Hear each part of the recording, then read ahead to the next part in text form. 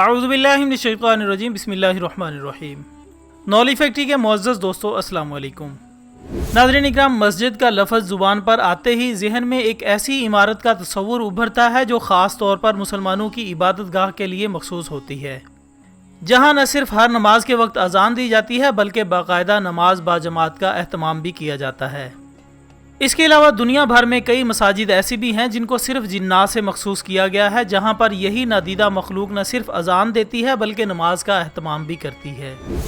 اور آج ہم اپنے ناظرین کی دلچسپی کے لیے چند ایسی ہی مساجد کو اپنا موضوع سخن بنائیں گے جن کے بارے میں اہل علاقہ یہ نظریات رکھتے ہیں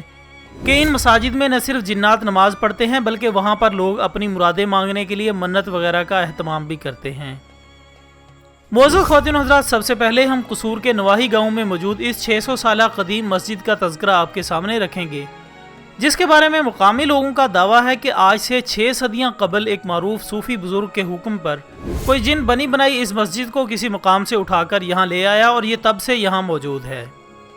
لہٰذا لاہور سے قصور جاتے ہوئے ایک نواحی گاؤں رنپور سے اگر آپ کا گزر ہو تو آپ اس مسجد کو اپنی آنکھوں سے بھی دیکھ سکتے ہیں۔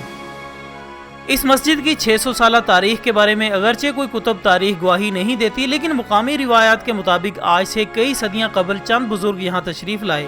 جن کی تعداد 5 تھی، اور اہل علاقہ آج بھی انہیں 5 پیر کے نام سے جانتے ہیں۔ اور وہ جب یہاں تشریف لائے تو انہوں نے اس علاقے کی ویرانی کو دیکھا تو ان میں سے بڑے پیر صاحب نے اپنے جن مرید کو حکم دیا کہ میں چاہتا ہوں کہ اس علاقے میں اللہ کا نام گونجے، سو تم کہیں سے کوئی بنی بنائی مسجد اٹھا کر یہاں لے آؤ تاکہ یہاں پر باقاعدہ نماز کا اہتمام ممکن ہو سکے۔ سو پیر صاحب کے حکم پر جنات کی ایک جماعت نے یہ بنی بنائی مسجد یہاں لا کر رکھ دی، جس کے بارے میں لوگوں کا کہنا ہے کہ اگرچہ ایک زمانے تک انسان جنوں کی اس مسجد میں جانے سے گریز کرتے رہے، لیکن اس کے باوجود 5 وقت یہاں سے اذان کی آواز سنائی دیتی رہی۔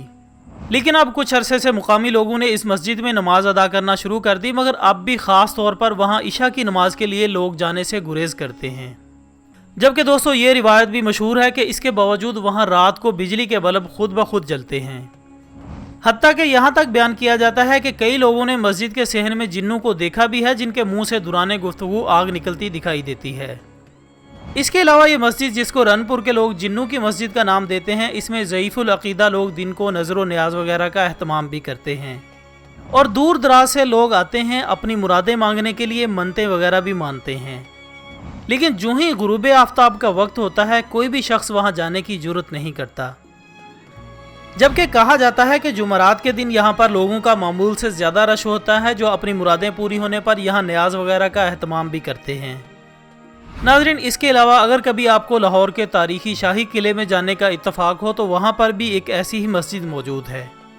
جو قلعے کی وسیع اور اس بلڈنگ کے اندر 17ویں صدی سے زیارت گاہ کے طور پر مشہور ہے۔ عالمگیری گیٹ کے قریب ہی مکتب خانہ کے ساتھ یہ خوبصورت مسجد نہ صرف اپنی تاریخی اہمیت کی وجہ سے مشہور ہے بلکہ اہل لاہور کے مطابق اس مسجد پر بھی جنوں کا بسیرا ہے،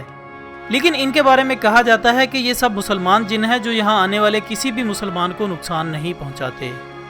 دوستو، سنگ مرمر سے تعمیر ہونے والی اس مسجد کے بارے میں اگرچہ عہد جہانگیری اور شاہ جہانی کے مورخین نے اپنی کسی کتاب میں کوئی ذکر نہیں کیا، لیکن بعد میں آنے والے تاریخ نویسوں کے مطابق اس کی تعمیر کا آغاز شاہ جہانی عہد یعنی 1630 میں ہوا اور یہ 5 سال کے عرصے میں مکمل ہوئی۔ اس وسیع و عریض مسجد کے 3 موتی نما گنبد ہونے کی وجہ سے ہی شاید اس کا نام بھی موتی مسجد رکھا گیا، جبکہ اسی نام سے آگرہ، دہلی، بھوپال اور کراچی میں بھی مساجد موجود ہیں، جو کہ اس بات کی دلیل ہے کہ یہ نام اس عہد میں مساجد کے لیے زیادہ مقبول سمجھا جاتا تھا۔ لیکن بدقسمتی سے آج ہم اس کی اصلی شکل سے محروم ہو چکے ہیں، کیونکہ جب لاہور پر سکھوں کا قبضہ ہوا تو مہاراجہ رنجیت سنگھ نے اسے شاہی خزانے کے طور پر استعمال کرنے کا حکم دیا، جس کے لیے اس کے کئی دروازے بند کر دیے گئے اور اس میں اس قدر تبدیلیاں کر دی گئیں کہ موتی مسجد کا اصل حسن گہنا کر رہ گیا۔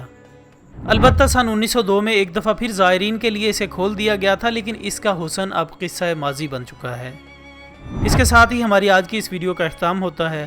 ویڈیو پسند آنے کی صورت میں اسے لائک کریں، اپنے دوستوں کے ساتھ شیئر کریں اور کمنٹس کی صورت میں اپنی قیمتی رائے بھی ضرور دیں۔